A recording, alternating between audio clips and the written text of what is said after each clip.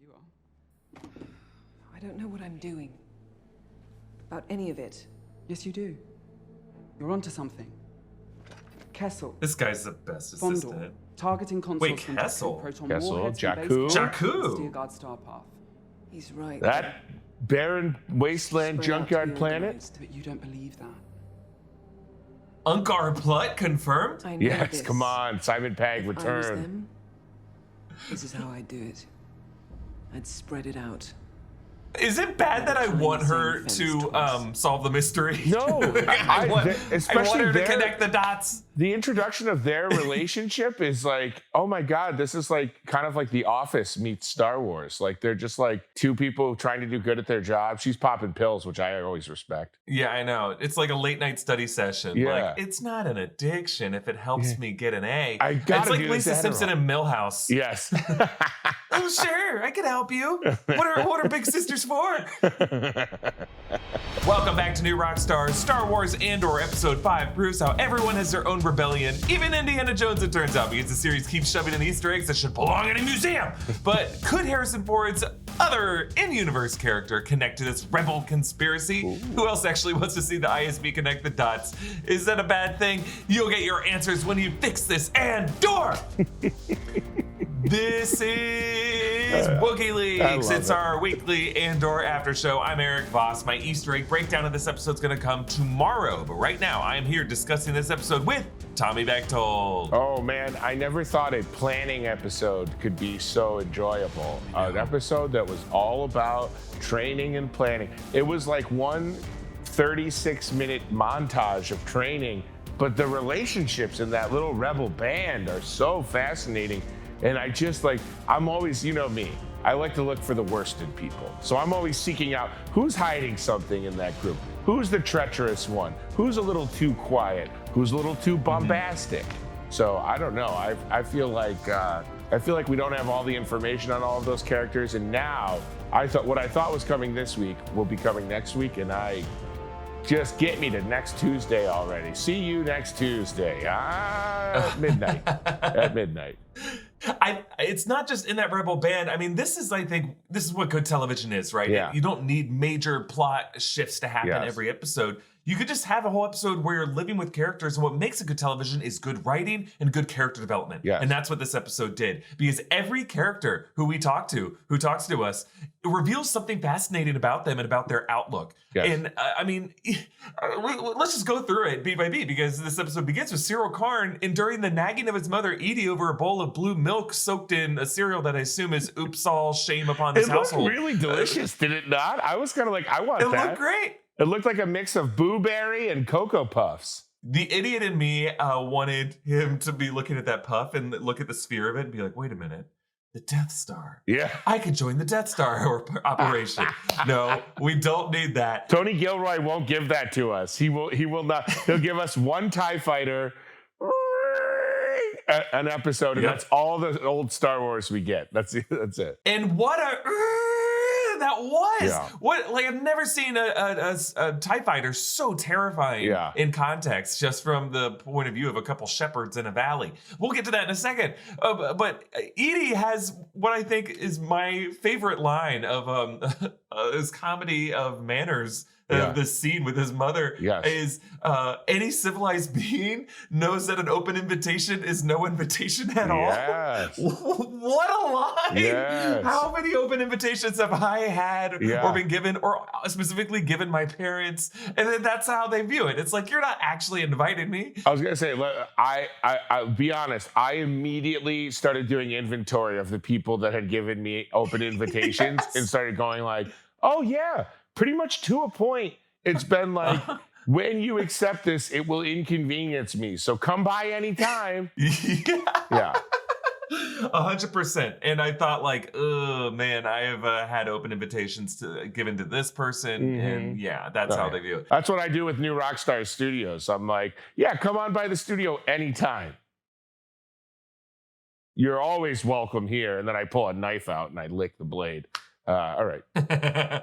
We referenced Lisa Simpson earlier, and in one of the later seasons of The Simpsons, she makes fun of McGill University in Montreal, where Marge goes, "Oh, you could get into McGill? That's the Harvard of Canada." And Lisa goes, "Anything that's the something of something isn't really the anything of anything." Yes, and I think that's a great quote. It's savage, but it's great. Oh, yes.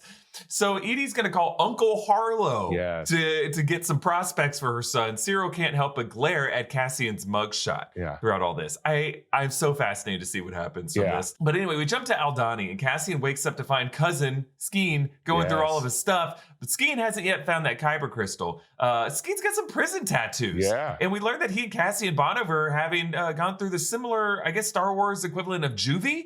Because it was like a youth center that they went through. Yeah. And he calls it like a crate head. So it's like, is that like a dragon head? Is that like a specific white supremacist gang in the world of Star Wars? Oh, yeah. Crate head, and then he has the claw. But I'm wondering, is Andor, is Cassian lying, though? Because wasn't he taken in by Marva?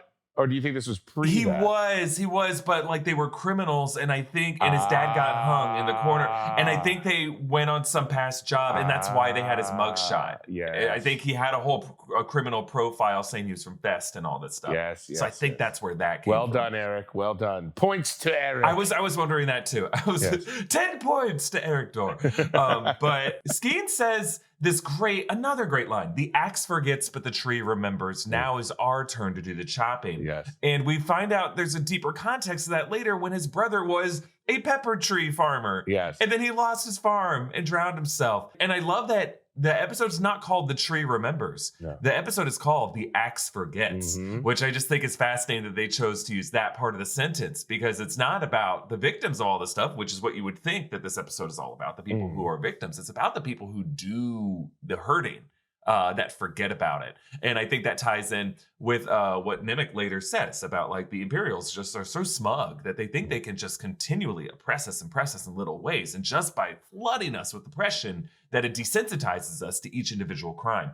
But again, I'm jumping ahead because one thing I want to point out is how big of a breakfast episode this was. Yes.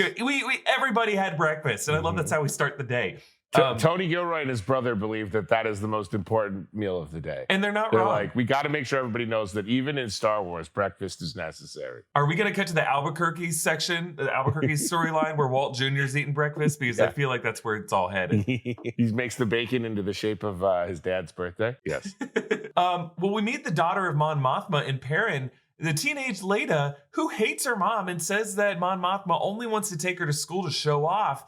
And you know what? Even though I just love that teenagers are so perceptive in this way, because whereas a lot of people just feel like, oh, Mon Mothma, devoted mother, just going through the routine, dropping off her daughter at school. The daughter's probably onto something there because Mon Mothma was probably using that chore, that part of the routine, as part of her routine to make some visits, to connect with some people. And then the fact that the daughter is now throwing off this routine freaks out Mon Mothma, not because she loses out on this opportunity to hang out with the daughter. It's probably because she's like, shit, I was going to talk to someone at after school care and then try to figure out a new contact in my Rebel network, and you just screwed that up. And the daughter's like, no, I understand that you're just doing this for the show. And I just love that argument there. Yeah, absolutely. But correct me if I'm wrong. I mean, we're learning that Mon Mothma had this shitty husband. I don't know if we knew before this that Mon Mothma had a teenage daughter. And it makes us a little worried about what's going to happen to this family when Mon Mothma goes public in her rebellion. Should we care? I mean, the family kind of sucks, but still, it's like another side to her life we didn't know about. Yeah, I feel like Perrin, we're all kind of rooting for Perrin to get a blaster to the guts, but the teenager is redeemable. Maybe she'll join her mother in the cause. Maybe, or maybe she'll like defect, and then the mother's like, all right, well, okay, blow them all up, I guess. I think my favorite scene of this episode, this morning cup of Dre milk that is some kind of hallucinogen, or we don't know, it kills some brain cells. Yeah. Nemik shows Cassian this old school Starpath unit. And I love that we get two different Starpath units, right? We got the Imperial Starpath unit that seems like a big deal, but now we have this old school one. And he goes into this political rant from his literal manifesto about the Imperial culture has so rapidly supplanted everyone's thoughts that no one has time to even catch up. I mean, this is some real truth. Let's get this guy in front of a crowd. I mean, I've had some breakfast with the these guys before. Guys who think that like certain political figures in the 2016 cycle were the first people to ever say certain things, but actually we're just kind of recycling some talking points that have been around forever. Yep. You don't know who I'm talking about, viewer. I could be talking about a few different people. Could be anyone. Let's just say that Nemec is feeling the burn, and I love this guy. I mean, we must protect this guy at all costs. I think, because he's speaking a form of truth that no one in Star Wars has until this point, and he gets it. You know what I love about him is comparing him to Hamilton. He gets the way I do when I'm really on a tear, where he has to he's like, someone's going to cut me off at some point, so I'm going to fill as many talking points in this until someone comes in and interrupts me, because I don't know how many other times I'm going to have to go into this rant. Talk. Yes, I loved it. It was a great scene. The way he talks. Yeah. It's just a little dance. He's like a mouse walking on a piano, trying not to wake up the sleeping human. He's just a cute little mouse prancing on a piano. It's just tap dancing like Tom. I was at Tom Cruise in Big, but no, Tom Cruise is not in Big. Oh, Tom Hanks was in Big, but I wish Tom Cruise had also been in Big. So Cassian realizes Vel and Termin don't know how to calibrate the weight of their escape vessel. It gives him major doubts about their mission, but also proves how essential he is to the team. And I love how more and more throughout this episode, he knows these little details that they're actually like, shit, we needed this guy. Because he knows, he's been so observant, knowing who's right-handed, who's left-handed. He actually is Termin about how imps walk in formation with their guns on the outside. Then this TIE fighter buzzes overhead. They have to hide their guns. Again, this is like the scariest, I think, of TIE fighters. Yeah. Oh, yeah. Even though the sheep, or if those are nerfs, I'm not exactly sure what those things are. I don't think they batted an eye at it. No. Yeah. They're like, this happens. Right. I like those little things, but I couldn't get a good enough view to see if they had weird faces or anything. I just saw their big sheep bodies, and I wanted to make a sweater. They got those big bodies. They got like way too many horns. Like there's no evolutionary advantage to have many horns pointing in different directions. But I mean, if we're gonna judge every Star Wars creature in that regard, would so many of them be bipedal? No, they wouldn't. There's no reason, no evolutionary advantage for Mon Calamari to have 2 feet. That's true. But it's okay. Good point. So we learned about Lieutenant Gorn a lot this episode, more than I thought we would. But I guess we have 12 episodes. Why not explore everyone? I feel like we know now where everyone is coming from, and I really love that. He ranks really high at this Imperial garrison on Aldhani, but he poses as this disciplinarian. He tells subordinates to clean up the temple, to take down the targets used for target practice, which also feels secretly personal for him. Like, stop shooting at this sacred thing. Yeah, that was my ex-girlfriend's favorite spot to hook up. Right. But he hides this wistfulness for the land and its people. He makes the guards feel really lucky to be able to see the eye, which I just thought was such a clever thing, you know? Like, oh, you're going to have to miss the eye show to repaint this injury. And they're like, oh, no, please let us see the eye. And he's like, all right, good. Yeah, I don't want anyone in here. I wonder if that might blow back up in his face. So I wonder if one of them's like, you're right, I should have repainted it. There'll be another one in 3 years. I'll catch you at that time. He's just down there painting. No. He's like, yes. He's like, sorry. He's a beautiful painter. And then he just blasts. He has to. I just love this little detail that he fell in love with a local woman, but he lost her. It made me wonder for a second, like, is she telling the truth? Is this just something she tells Andor to be like, all right, everyone's got a good story, including you, shut up. But no, I like to think it's true based on just off of that look of wistfulness he had out on the land. He's like, yeah, it is beautiful, isn't it? And he was afraid to be racist, you know, and the other guy's like, yeah, they stink too, right? And he's like, mine didn't stink. Yeah. All I smell is the smell of her hair. Mine smells everything reminds me of her. We check in briefly on Ferrix, where Blevin sets up the ambitious Captain Tigo as prefect and gives him the hotel to set up his HQ. Now I have to wonder if that old man Willie, who was like just the chatty tourist, the chatty businessman on the shuttle, would be like, but I got my favorite suite. Yeah, I don't want to give up my room. I paid for the week. They charge you an arm and a leg for everything around here. Yeah, he's gone. Back at the ISB, Dedra Meero and her aide continue their investigation, trying to connect the Imperial Starpath unit from Steerguard, but with other seemingly unrelated thefts from Kessel, Fondor, Jakku, and Base K. We'll talk about those more in a second. The rebels break down their camp, hike to the dam. Skeen grabs the Kyber crystal and says Cassian has been lying to them. But Cassian, I love this twist, comes clean and says that, yeah, I was paid to be here. What are you going to do about it? You guys suck. You need me. Yeah. And I just love that they're all like, yeah, well, maybe you're the scared one. And he goes, Yeah, okay, it's good to be scared, but you're all losing your nerve, you bunch of idiots. Mhm. I just love this detail that the day before is always hardest. If it wasn't me freaking you out, it would have been something else. And you're just using me as an excuse to try to get out of this mission. I really like that.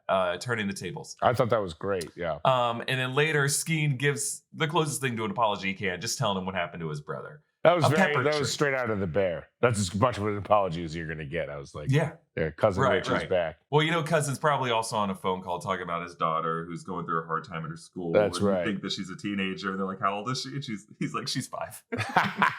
Oh, my God. Oh, my God. How is this already happening?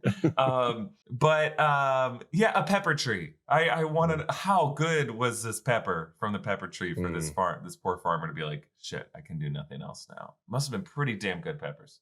Well, that's kind of like there is like a hallmark of like, if you use the Empire as like a parallel for like global malevolent armed forces, like that's such a common theme in war is like someone on the bad side gets a taste for some local fare and they destroy a family and their legacy so that they can enjoy like, the pepper tree, the apple tree, whatever, like, sub in, the 1940s for this time. And it's like, yeah, people who have the upper hand or the power just impose their will and destroy people's lives because of a little element that makes them slightly happier. Oh, I like the pepper from this tree. I'm going to destroy this guy's life. Absolutely. And Vel and Cinta break off from the group on some side part of the mission that twice Cassian asked about, and they did not tell him, which I think is interesting. And we end the episode back in Luthen's shop where he worries about the mission that's happening the next day. And he reveals that also, can I just point out, I know it's Star Wars and this is just a shortcut that he decided to take a long time ago, but I like how everyone's on the same day and night schedule pretty much. Like they're different planets and different solar systems, but they're all on the same day and night schedule.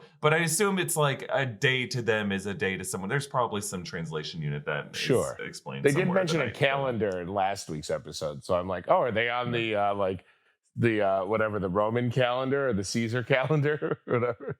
Yeah, do they there's definitely a calendar. I just love that they figured something out. Good for them. He says that Vel or Cassian could trace things back to him, but in his shop are just some wonderful Easter eggs. I'll get into more of them in the breakdown of why it's such a big deal that they're here. But we see a Jedi holocron and a Sith holocron. And they are freaking huge. These are jumbo-sized versions. Normally these things are a lot smaller, but I guess that just means all the animated characters are probably like 8 feet tall. Right. Like that's the only way that makes sense. Because these things are huge. They could be replicas of them, but I don't know why you'd make a replica of a Sith holocron. It's not really a known thing to the public, but I love it. As well as, and you might have seen these headlines, the Sankara stones from Indiana Jones and the Temple of Doom. And last episode, there was like some carbonite Indiana Jones Easter eggs as well. They'll get into the breakdown. So yes, it's got some great Lucasfilm nods here. We'll talk about how big a deal that is as well. What the fet? What is the Imperial Starpath unit conspiracy that Dedra will soon uncover? Yeah, I mean, we know pieces of this. We know it has to do with the rebels, but we just don't know how organized these rebels are, and if these are all like pieces of a specific puzzle for one specific mission, or if this is just like, I mean, they have to imagine that there's some kind of rebel network out there. They have to be aware. They're aware of like Saw Gerrera, But last episode, Dedra Meero told Partagaz that the stolen Imperial Starpath unit from Steerguard was the latest of a series of high-profile incidents of theft. But Partagaz shut her down because she couldn't really prove at that point they're all connected as part of some conspiracy. She needs to like figure out that missing link of the RICO charges, that she can get everyone arrested at the same time. But this episode, we learned what the 5 pieces of that puzzle are, or at least 5 pieces that we know of. Her aide mentions these 5 cases: Kessel, Fondor, targeting consoles from Jakku, proton warheads from Base K, and the Steerguard Starpath unit. Now, of these, we got to talk about Kessel. That might be the most interesting because only a few years before this, in the Star Wars canonical timeline, were the events of Solo, a Star Wars story. This is the second Solo reference we've got on the show after Mimban last episode. During that movie, Han Solo, Chewie, Lando, Beckett, L337, and Kira go to Kessel to steal a supply of coaxium. That's a resource used for starship fuel. They steal this for Dryden Voss to replace like another shipment of coaxium they're supposed to get for him, but then failed because the Cloud Riders came in and wrecked it. But Dryden Voss represents the Crimson Dawn, an organization overseen by Maul at this point in history. They successfully steal this coaxium from Kessel. They complete the Kessel run, and they initially hand this off to Dryden Voss. As it's being processed, it is stolen by Enfys Nest and the Cloud Riders. This is a rebel faction, and Han becomes sympathetic to what they're trying to do. Now, this faction includes one of the Two Tubes brothers. The other Two Tube is part of Saw Gerrera's partisans, and we saw Andrew Two Tubes in the trailer for Andor, so we know he's going to show up on the show, maybe as soon as next episode. Yes. So the Two Tubes brothers are the key to all of this. They are the missing link between this whole, everything in this show. Who would have thought? That's right, they're brothers. Yes. Two brothers. So I think this must be the Kessel incident that they're referring to. Now, it was not part of an intentional conspiracy because they were trying to steal it for the Crimson Dawn, but that coaxium did end up in rebel hands nonetheless, and is probably doing some pretty good for the rebel movement.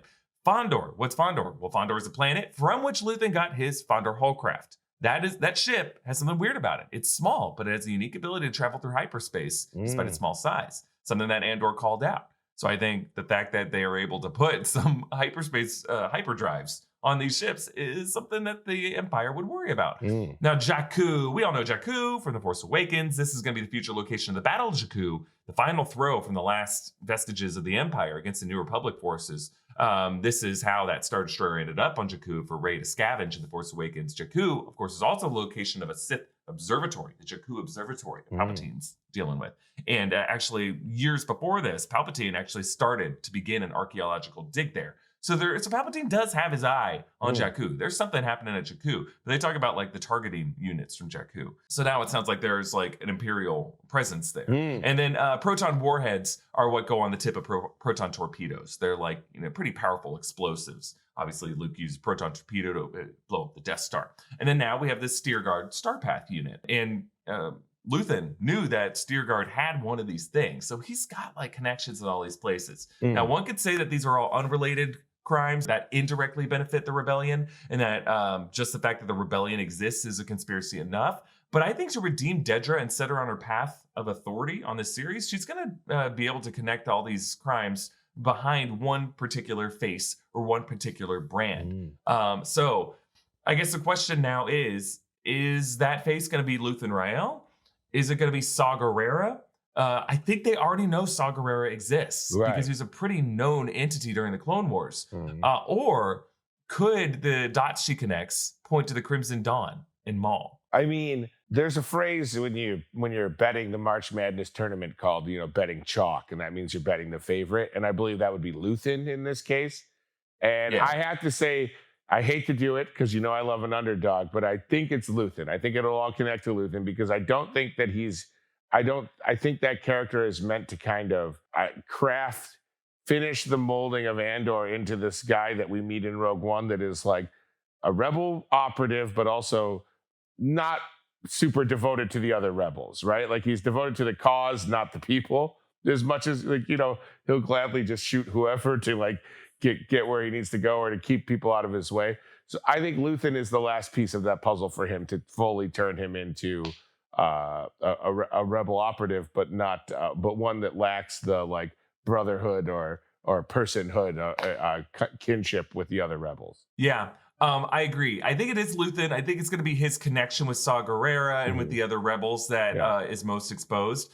I think the fact that this season is taking place across like the first year of Andor's 5 years towards Rogue One tells us I would be surprised if Luthen survives this season. Me too. Just because he's not there during Rogue One. Right. So he's going to die at some point on the show would be my guess. Yeah. Here's my grim theory for what's going to end up happening. I think Dedra Meero is going to be successful in her investigation. She's going to use the discovery of Luthen and what he's been doing to advance her career. Things are going to trace back to Luthen either through Vel or Cassian or something else.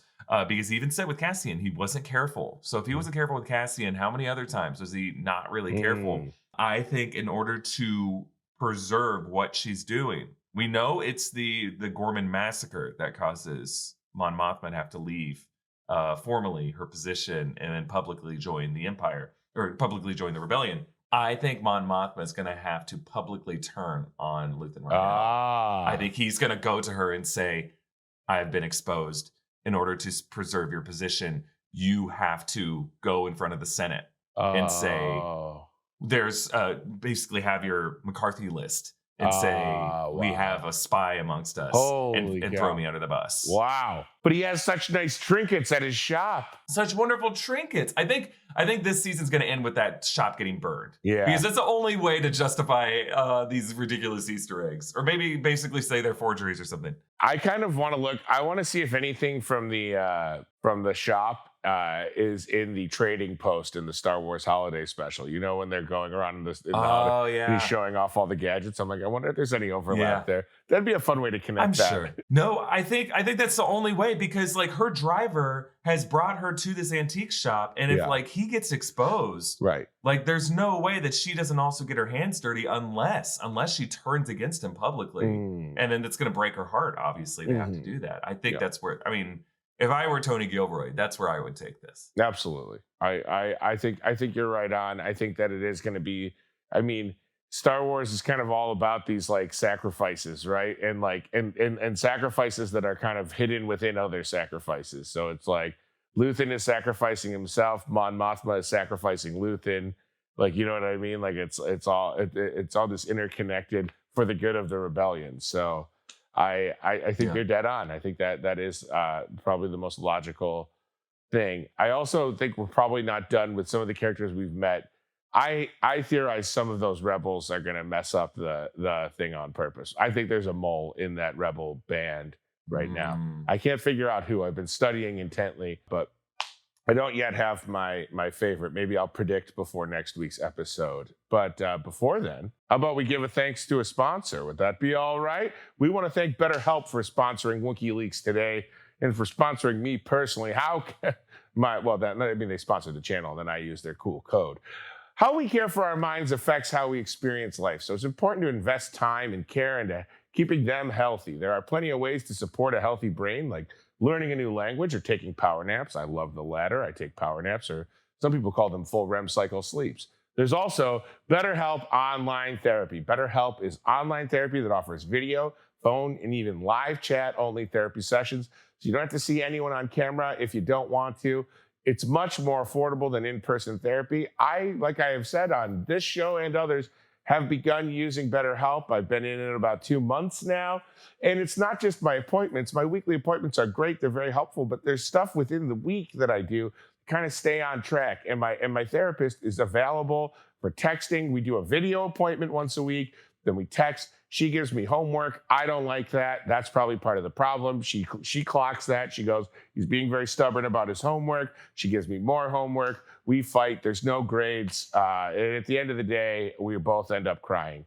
That's not true. She does a great job. I cry no matter what. I cry during Apple commercials during Christmas when Frankenstein sings, "There's no place like home" for the holidays. Anyway, I'm off track here. Our listeners get 10% off their first month at BetterHelp.com/Wookie. That's better, HELP.com/Wookie. And make sure you use that code, because when you use that code, it helps us keep the lights on at old Wookieeleaks. And you don't want to see this face with low lighting. I got to be in HD.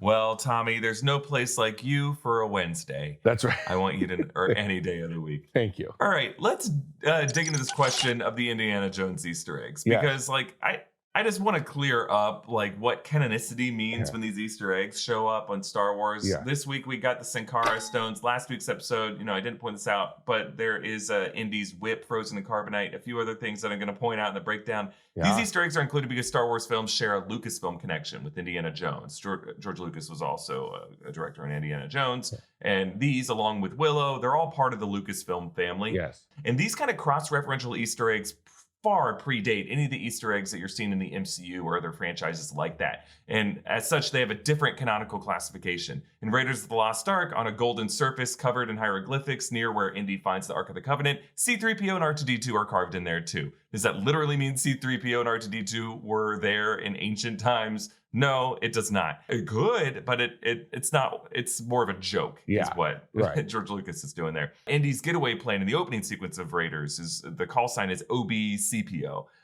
In Temple of Doom, the Shanghai Club is called Club Obi-Wan. In The Last Crusade, on the boat that Indy retrieves across the Coronado from, it has a barrel with the Portuguese word for carbonite. In Solo: A Star Wars Story, which we were talking about, among the treasures in Dryden and Voss's collection is the Golden Idol from Raiders. Star Wars titles often use sound effects from the same Lucasfilm audio library as the Indy films do, like the sounds of jet engines firing up. And the shit gets even weirder. George Lucas put the E.T. species in the Senate in Phantom Menace. That's literally a character walking around in the background.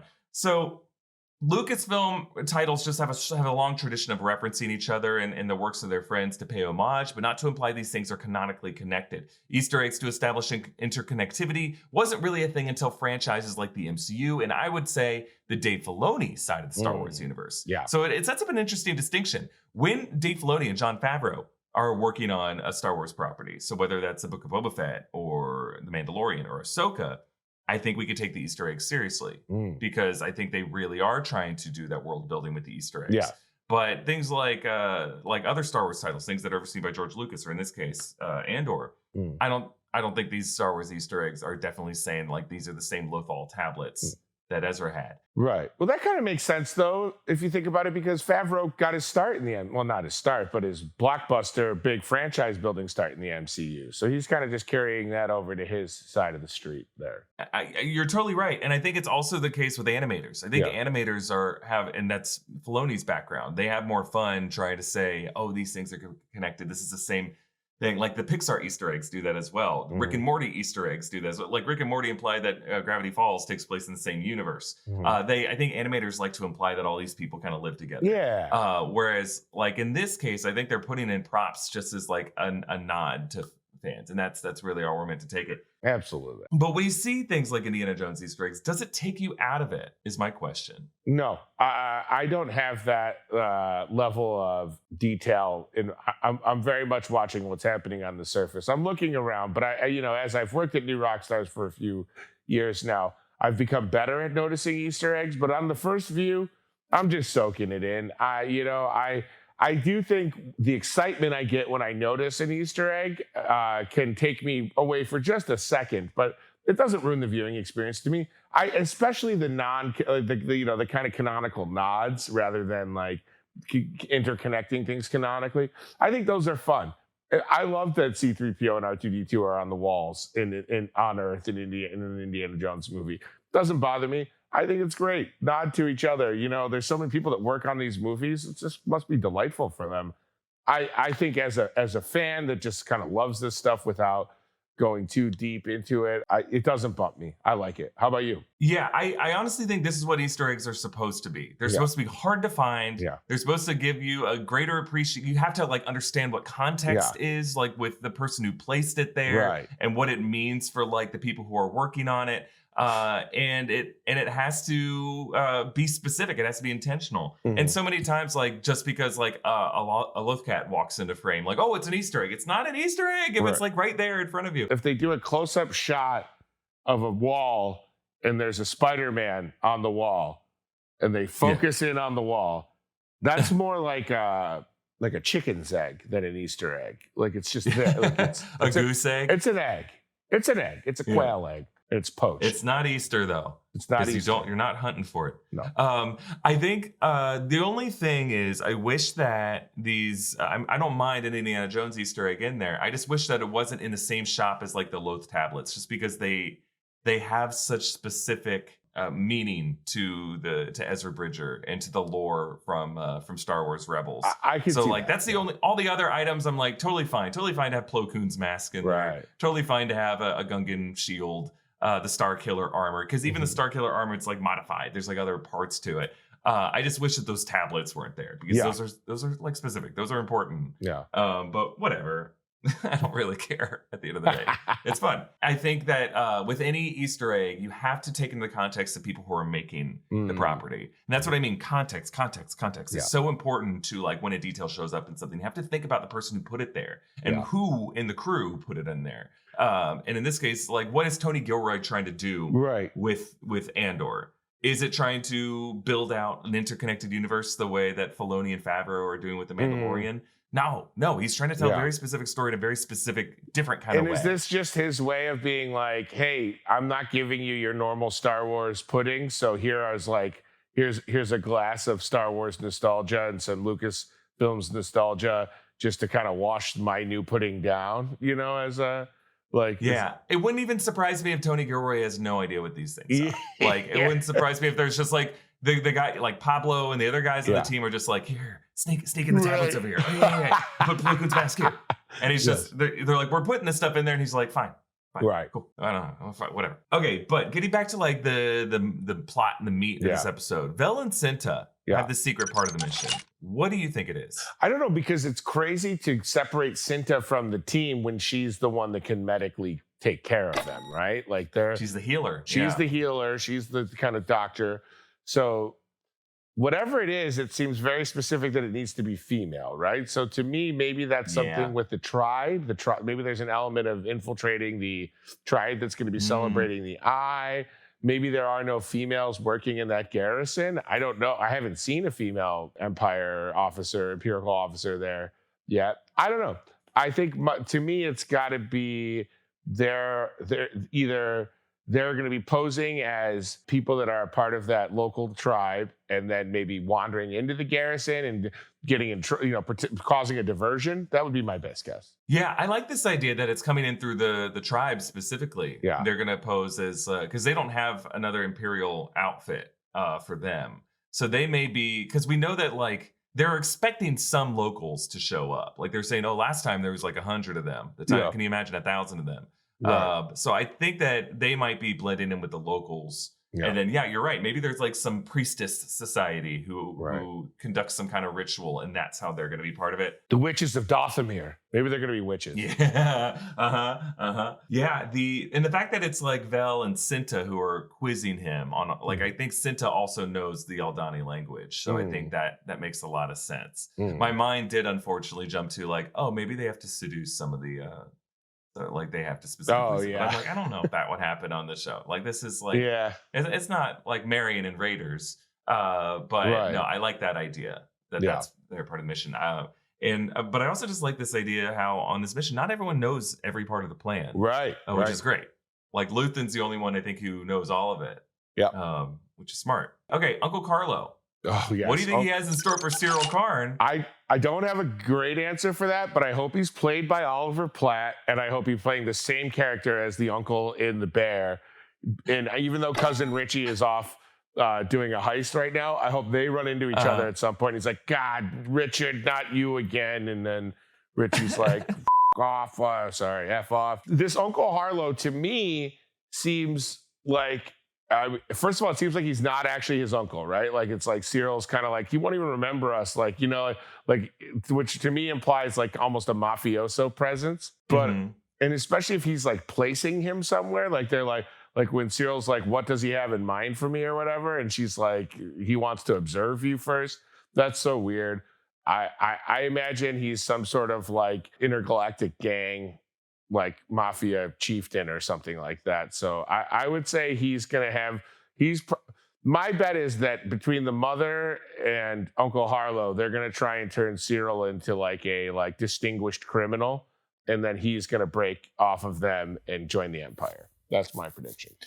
See, I had a hot take while I was watching this. What if, because Cyril's just so aimless right now, and he seems to have really poisoned his reputation with the Empire. Right.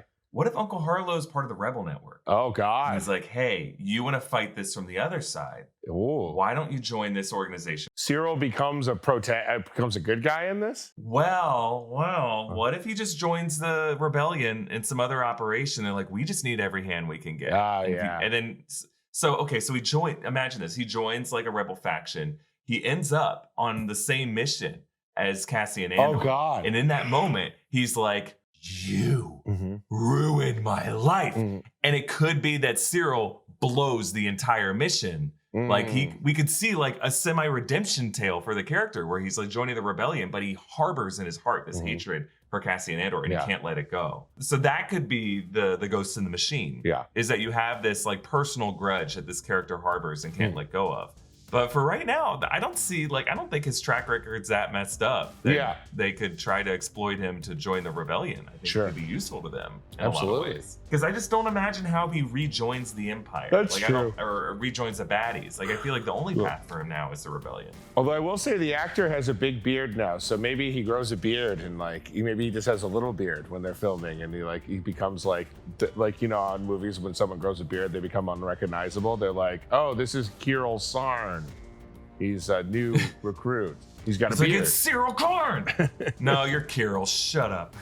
Well, we will leave it there for this episode of Wookieeleaks. Again, the Easter egg breakdown is coming out tomorrow. Tommy and I will be back next Wednesday with our reaction to episode 6 of Andor. Follow me at EA Voss. Follow Tommy at Tommy Bechtold. Follow New Rockstar. Subscribe to Wookieeleaks wherever you get your podcasts. Thanks for watching, and we have spoken.